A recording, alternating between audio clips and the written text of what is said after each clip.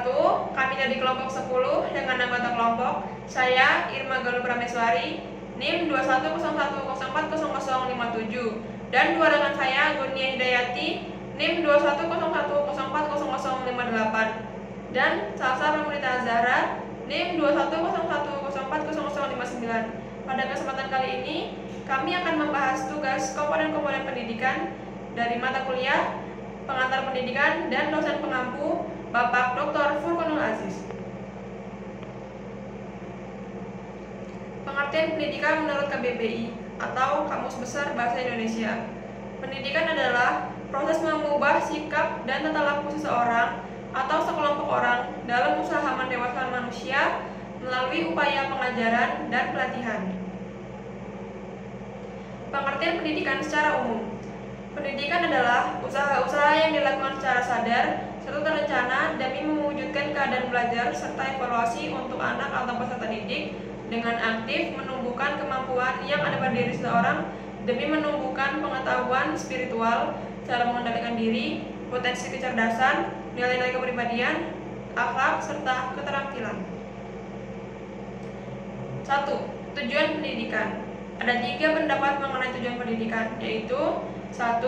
Menurut Undang-Undang Nomor 2 Tahun 1985. 2. Menurut MPRS Nomor 2 Tahun 1960. 3. Menurut MJ Langevoort Tahun 1980. Adapun poin-poinnya, yang pertama tujuan umum, tujuan khusus, tujuan insidental, tujuan tentatif.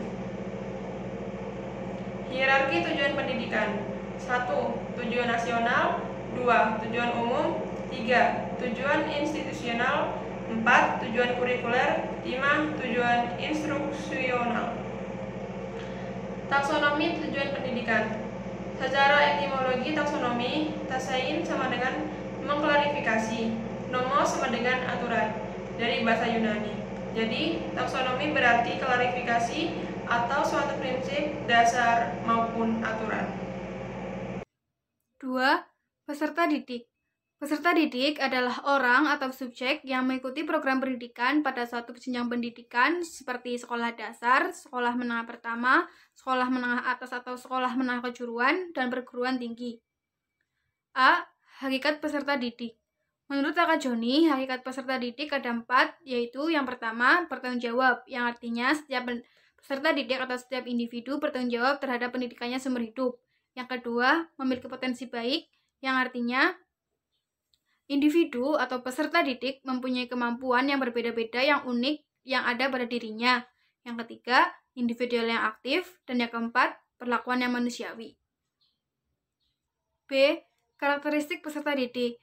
Setiap peserta didik tentulah mempunyai karakteristik yang berbeda-beda.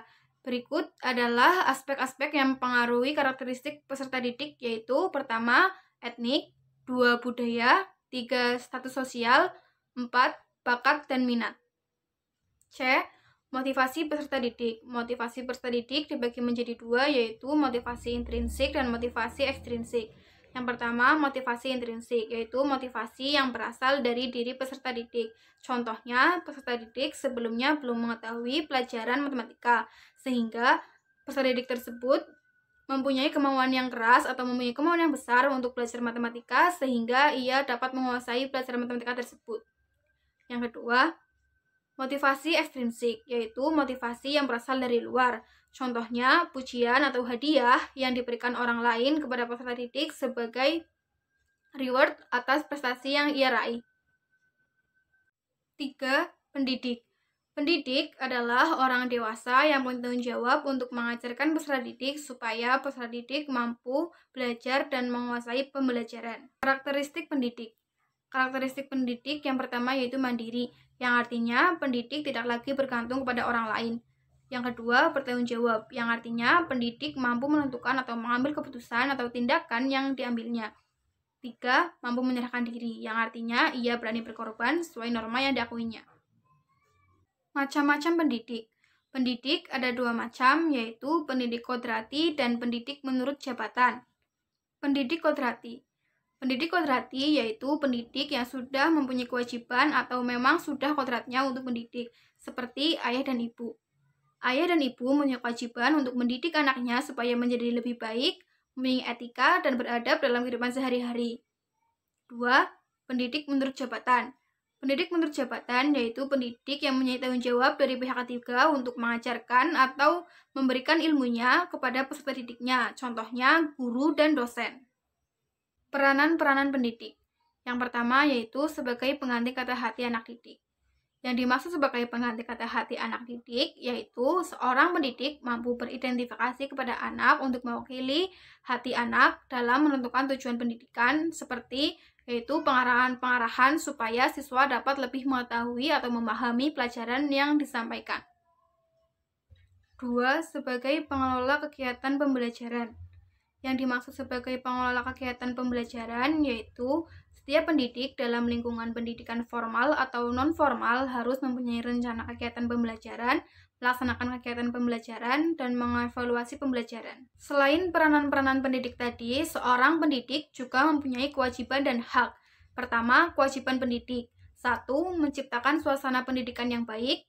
2. Mempunyai komitmen. Dan 3. Memberi teladan. 2. Hak pendidik. Hak pendidik antara lain yaitu 1. Penghasilan dan jaminan, 2. Penghargaan, 3. Pembinaan karir, 4. Perlindungan hukum, dan 5. Kesempatan menggunakan fasilitas pendidikan. 4. Alat dan fasilitas pendidikan. Media atau alat atau fasilitas pendidikan merupakan sesuatu yang digunakan oleh seorang pendidik untuk menjadi perantara dalam proses pembelajaran. Metode atau fasilitas merupakan alat untuk mencapai tujuan pendidikan dan lebih mengarah kepada apa saja yang digunakan untuk mencapai tujuan seperti benda, media, aturan, dan hukuman. Contoh fasilitas yang digunakan dalam pendidikan yaitu ruang kelas, laboratorium, dan buku pendamping untuk menunjang pembelajaran. Metode pendidikan. Pengertian metode pendidikan secara bahasa berasal dari kata meta dan hados. Meta yang artinya melalui dan hados yang artinya jalan atau cara. Dalam bahasa Arab disebut tarikah atau mengajar. Fungsi metode pendidikan mengantarkan suatu pada tujuan pada objeknya. Tujuan dari metode pendidikan, tujuan adanya metode pendidikan adalah sebagai proses dan hasil belajar mengajar untuk mengamalkan ilmu yang telah dipelajari melalui teknik-teknik belajar agar menimbulkan gairah belajar pelajar dengan mantap. Macam-macam metode pendidikan. Yang pertama, metode ceramah. Metode ceramah adalah salah satu metode yang bersifat konvensional karena guru menyampaikan materi kepada siswa dengan secara lisan. Yang kedua, metode diskusi. Metode diskusi ini mengutamakan aktivitas diskusi yang melibatkan para siswa untuk belajar memecahkan masalah. Yang ketiga, metode pembelajaran. Dilakukan dengan cara praktikum agar siswa bisa melihat dan mempraktikkan secara langsung materi yang sedang dipelajari. Yang keempat, metode ceramah plus. Metode ceramah ini pada umumnya sama dengan metode ceramah biasanya. Tetapi untuk metode ceramah plus disertai metode lainnya saat menyampaikan materi, seperti diskusi, tanya jawab, demonstrasi, dan latihan. 5. Metode resitasi. Metode ini biasanya mengharuskan siswa membuat sebuah resum tentang materi yang telah disampaikan oleh guru. Keenam, metode eksperimen. Metode ini dilakukan melalui kegiatan percobaan atau praktikum di laboratorium agar siswa bisa melihat secara langsung materi pelajaran yang sedang disampaikan. Yang ketujuh, metode karya wisata. Metode ini menggunakan tempat atau lingkungan tertentu yang mempunyai sumber belajar untuk siswa. Kedelapan, metode latihan. Metode ini merupakan metode pembelajaran yang dilakukan dengan melatih keterampilan kepada siswa dengan merangsang, memanfaatkan, atau membuat sesuatu. Yang kesembilan, metode perancangan. Pada metode ini, siswa akan dirangsang agar mampu membuat sebuah proyek yang nantinya akan diteliti. Kesepuluh, metode debat. Metode ini mengajak siswa untuk saling beradu argumentasi secara perorangan atau kelompok. Yang kesebelas, metode mind mapping. Metode pembelajaran ini menerapkan cara berpikir secara runtut pada sebuah permasalahan, bagaimana terjadinya serta penyelesaiannya. Prinsip-prinsip metode pendidikan. Yang pertama, menguasai isi materi. Sebagai seorang guru, biasanya tidak dapat menyampaikan materi berdasarkan teks saja, tetapi juga diharapkan agar memahami dan menguasai materi yang akan diajarkan hanya di luar kepala. Untuk lebih memudahkan proses komunikasi, seorang guru juga dapat menerjemahkan, menggunakan, dan meringkas materi dengan bahasa yang lebih mudah dipahami atau metode belajar lain yang lebih efektif. Kedua, sampaikan secara sistematis. Salah satu faktor penyebab kurang pahamnya murid terhadap materi yang disampaikan adalah karena tidak sistematisnya bahan ajar yang diberikan. Yang ketiga, menguasai karakteristik murid. Ada seorang guru juga dapat mengetahui berbagai karakteristik muridnya, walaupun termasuk dalam bidang disiplin ilmu psikologi pendidikan, tetapi dengan memahami kondisi kejiwaan, sifat, dan karakteristik murid, seorang guru akan dapat membuat keputusan yang tepat dalam melibatkan murid untuk terlibat aktif dalam kegiatan belajar mengajar. Hal ini juga berguna untuk menghilangkan kebosanan dan rasa ngantuk para pelajar dengan menyuguhkan sesuatu yang berbeda ataupun intermezzo lainnya. Yang keempat, menjadikan diri sebagai panutan yang baik. Para murid yang masih sekolah dalam proses jati diri, sehingga mereka akan mencoba mencari siapa tokoh favoritnya dan berniat untuk menduplikasikan apa yang dilihat terhadap diri sendiri. Bila mereka mencontoh orang yang salah, sudah tentu hasilnya akan buruk. Oleh karena itu, sebagai pencerdas generasi bangsa, seorang guru juga harus menjadi teladan yang baik agar bisa dicontoh oleh para murid. Dengan begitu, para murid juga tidak akan memiliki stigma negatif dan dapat lebih sopan serta menghormati semua guru yang telah berjasa untuk mengajarkannya di sekolah. Isi pendidikan. Komponen pendidikan selanjutnya adalah isi pendidikan atau materi pendidikan. Materi adalah suatu pelajaran dalam satu tingkatan. Misal, tingkat SMP pasti sama dengan MTS. Hal ini terjadi karena ada standar yang diatur dalam kurikulum. Begitu juga dalam prosedur penilaian dan pendekatan pembelajaran dalam satuan pendidikan diatur juga dalam kurikulum. Materi pembelajaran dalam satuan pendidikan tentunya disesuaikan dengan tingkatan satuan pendidikan. Macam-macam isi pendidikan, contohnya 1. Pendidikan agama, 2. Pendidikan moral, 3. Pendidikan sosial, 4. Pendidikan intelektual, 5. Pendidikan keterampilan, dan 6. Pendidikan jasmani.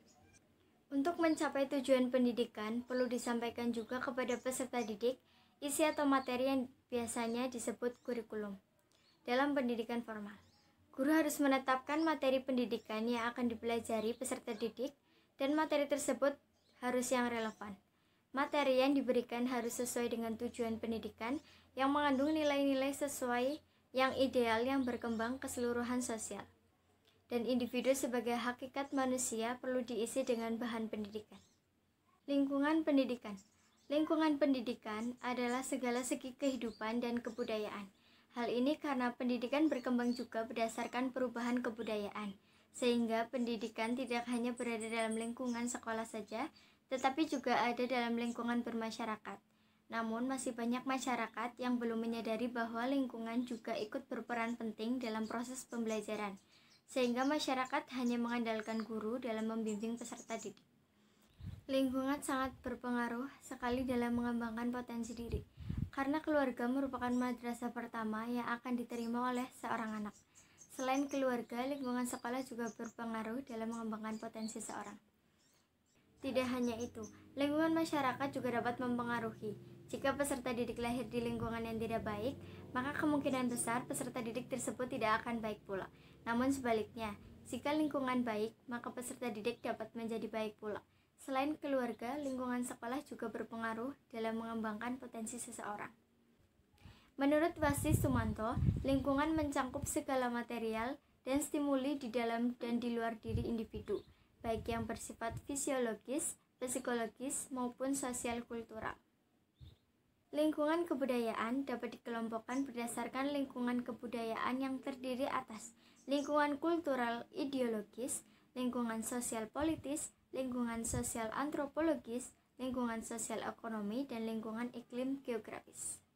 Keseluruhan komponen-komponen tersebut merupakan satu kesatuan yang saling berkaitan dalam proses pendidikan untuk mencapai tujuan pendidikan.